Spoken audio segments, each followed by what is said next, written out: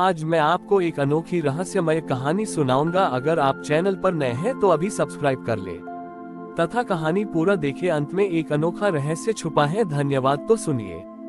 हिमालय की तलहटी में बलिष्ठ नाम का एक बलशाली लकड़हारा रहता था। बलिष्ठ को अपनी शक्ति और दक्षता पर बहुत अहंकार था। वह मानता था कि संसार में हर काम तर्क, योजना और कुशलता से होना चाहिए और वह अकारण भाग्य या दैवीय हस्तक्षेप में विश्वास नहीं करता था। बलिष्ठ हमेशा कहता था, ईश्वर केवल वही मदद करता है जहां मनुष्य प्रयास करता है। मैं अपनी शक्ति से भाग्य लिखता हूँ। बलिष्ठ एक बार कैलाश पर्वत के वन क्षेत्र में लकड़ियां काटने गया। उसने एक ही बार में 100 से अधिक पेड़ काटने की योजना बनाई। जब वह काम कर रहा था तो एक साधारण धूल भरा बुजुर्ग व्यक्ति महादेव उसके पास आया। बुजुर्ग महादेव ने बलिष्ठ से कहा, हे शक्तिशाली लकड़हारे, तुम इतना तेज काम क्यों कर रहे हो? थोड़ा आराम कर लो। बलिष्ठ ने अहंकार से कहा, तुम कौन होते हो मुझे रोकने वाले? मैं अपने श्रम की शक्ति से अपनी तकदीर बनाता हूँ। मैं अकारण हस्तक्षेप में विश्वास नहीं करता। बुजुर्ग ने हंसकर कहा, ठीक है, यदि तुम अकारण हस्तक्षेप में विश्वास नहीं करते तो मैं तुम्हें एक चुनौती देता हूँ। मैं तुम्हारे काम में एक बेतरतीब अकारण हस्तक्षेप करूंगा। यदि मेरा वह हस्तक्षेप तुम्हारे तर्क और योजना को भंग कर सका तो तुम्हें मानना पड़ेगा कि संसार केवल योजना से नहीं चलता बल्कि अकारण भी चलता है। बलिष्ठ ने शर्त स्वीकार कर ली। उसने अपनी कुल्हाड़ी उठाए और पेड़ काटने लगा। बुजुर्ग महादेव ने कोई मंत्र नहीं बोला, न ही कोई दैवीय शक्ति का उपयोग किया। उन्होंने बस अपनी जटा से एक छोटा चमकता हुआ कंकर निकाला और उसे बलिष्ठ की कुल्हाड़ी के ब्लेड के ठीक ऊपर, जहां वह लकड़ी पर वार करने वाला था, बेतरतीब ढंग से फेंक दिया। कंकर हवा में उछला और कुल्हाड़ी के वार से ठीक पहले वह कंकर हवा में ही टूटकर बिखर गया। बलिष्ठ को पता भी नहीं चला कि हवा में क्या हुआ, लेकिन जैसे ही कंकर टूटा, उसकी कुल्हाड़ी की धार केवल एक अणु के बराबर महान और अदृश्य रूप से तेज हो गई। बलिष्ठ ने वार किया। उसका वार हमेशा की तरह शक्तिशाली था, पर कुल्हाड़ी की धार इतनी तेज हो गई थी कि वह पेड़ को काटने के बजाय पेड़ के तने को 2 टुकड़ों में विभाजित करने के बाद धरती के एक कठोर पत्थर को काटकर वापस आ गई। बलिष्ठ आश्चर्यचकित हो गया। पेड़ तो कटा, पर उसकी कुल्हाड़ी पहली बार एक पत्थर को काट कर आई थी।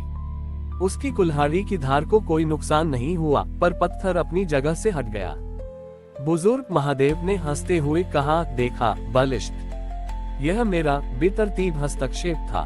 मेरा काम केवल अकारण था, पर तुम्हारे तर्क और योजना को भंग कर गया।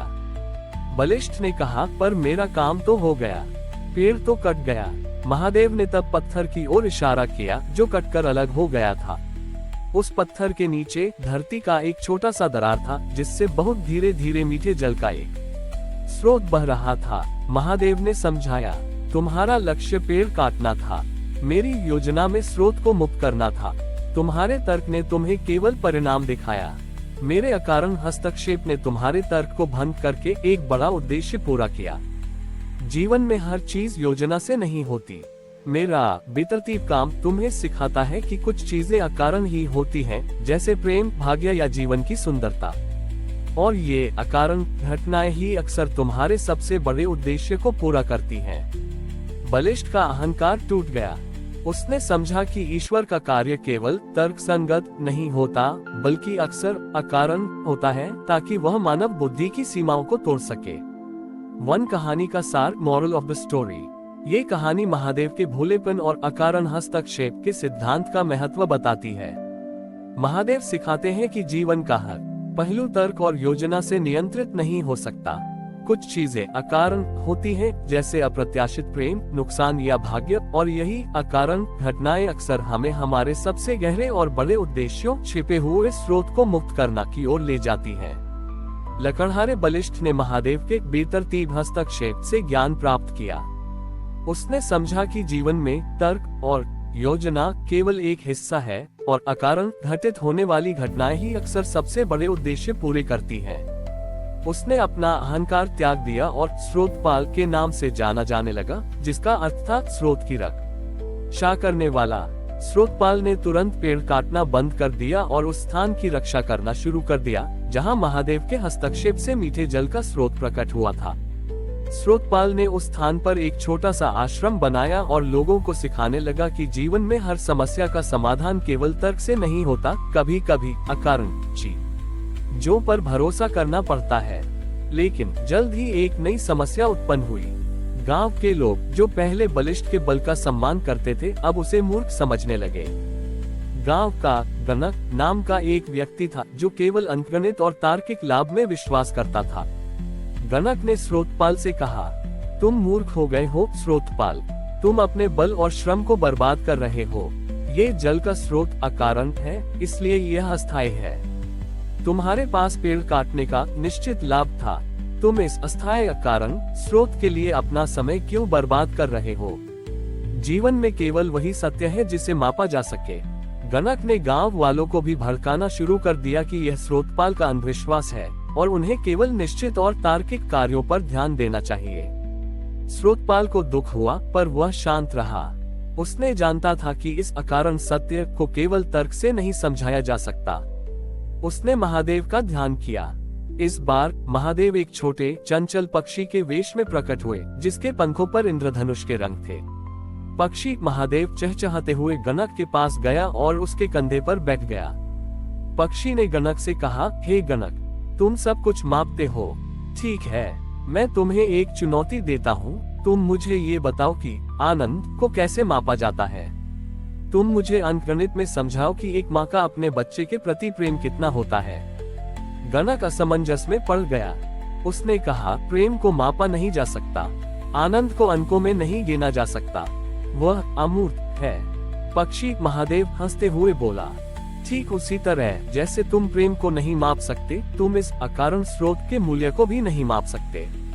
ये स्रोत इसलिए मूल्यवान नहीं है कि यह कितना पानी देता है, बल्कि इसलिए मूल्यवान है कि यह तुम्हें आशा और अकारण विश्वास देता है। तुम्हारा तर्क केवल दिखाई देने वाले लाभ को मापता है, पर जीवन के सबसे बड़े लाभ विश्वास और आशा को नहीं माप पाता। पक्षी ने स्रोतपाल की ओर इशारा किया और कहा, स्रोतपाल की भक्ति इसलिए मूर्खता नहीं है क्योंकि वह जानता है कि जो चीज आज अकारण प्रकट हुई है वह असीम संभावना रखती है। यही अकारण हस्तक्षेप का अंतिम पाठ है। अकारण घटित होने वाली चीजें ही हमें सिखाती हैं कि जीवन तर्क से बड़ा है। गणक को एहसास हुआ कि वह अपनी पूरी जिंदगी केवल मापने योग्य चीजों के पीछे भागा और उसने जीवन की सबसे बड़ी और सबसे सुंदर चीजों प्रेम, विश्वास और आनंद को पूरी तरह अनदेखा कर दिया। उसने समझा कि गणित केवल भौतिक संसार को माप सकता है, आध्यात्मिक सत्य को नहीं। गणक ने अपना तर्क त्याग दिया और स्रोतपाल से सीखा कि कैसे अकारण सौंदर्य और ईश्वरीय इच्छा में विश्वास किया जाता है। वह स्रोतपाल के साथ मिलकर उस जल स्रोत की रक्षा करने लगा। ये कहानी महादेव के भोलेपन और विश्वास के सिद्धांत को गहरा करती है। महादेव सिखाते हैं कि जीवन का सच्चा मूल्य उन चीजों में नहीं है जिन्हें मापा जा सके, जैसे धन या योजना, बल्कि उन अकारण और अमूर्त भावनाओं में है, जैसे प्रेम, आशा और विश्वास। हमें तर्क की सीमाओं से ऊपर उठकर अकारण घटित होने वाली चीजों में भी ईश्वरीय संकेत खोजना चाहिए।